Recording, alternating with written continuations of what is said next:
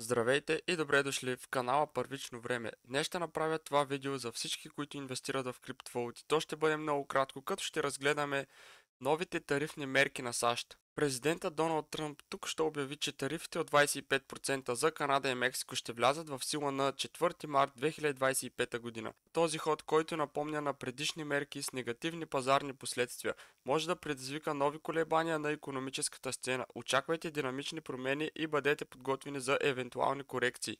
И сега ще цитирам изказване от президента Доналд Тръмп. Нашето ръководство позволи сключването на сделки, от които чуждите държави се възползваха за сметка на нашите интереси. Ако други страни наложат такси, ние ще приложим същия принцип на взаимност. Този подход може да доведе до засилване на националната икономика, като подобри ликвидността и общото благосъстояние. И сега нека да погледнем към криптовалутите, като искам да подчертая, че информацията, която се споделя в този канал, не е финансов съвет. Все пак, много експерти смятат, че биткоин остава привлекателна опция за дългосрочно инвестиране. Някои анализатори прогнозират, че при следващата корекция цената може да спадне до 70 000 долара, което би представлявало уникална възможност за влизане на пазара. Лично аз вярвам, че сегашното ниво на около 90 000 е отново разумна цена за влизане, с оглед потенциала на биткоин за покачване над 150 000 долара при следващата корекция. Промени на финансовите пазари, фундаменталните промени на Уолл Стрит и банковия сектор сочат, че големите финансови институции планират значително участие в криптовалутния пазар.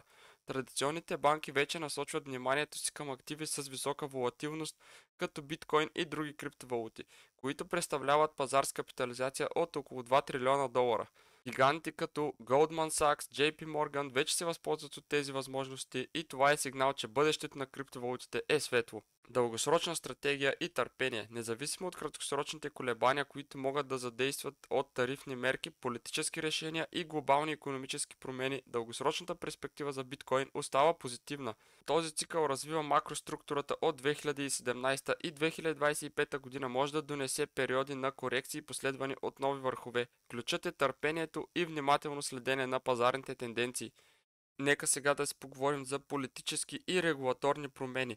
Новите споразумения, които включват тарифните мерки, създаването на суверенен фонд за богатство и плащания за сигурност могат да отслабнат долара и да стимулират растежа на биткоин, особено ако Федералният резерв не намали лихвените проценти тази година. Освен това, регулаторната политика се променя. Институции като СЕК вече не агресира срещу криптовалутите, а все повече политически фигури и съветници публично признават криптовалутите като важна част от инвестиционните си портфейли. Този ход, макар и да е предизвикал опасения за конфликти на интереси в миналото, днес може да доведе до по-добро разбиране и приемане на криптовалутите.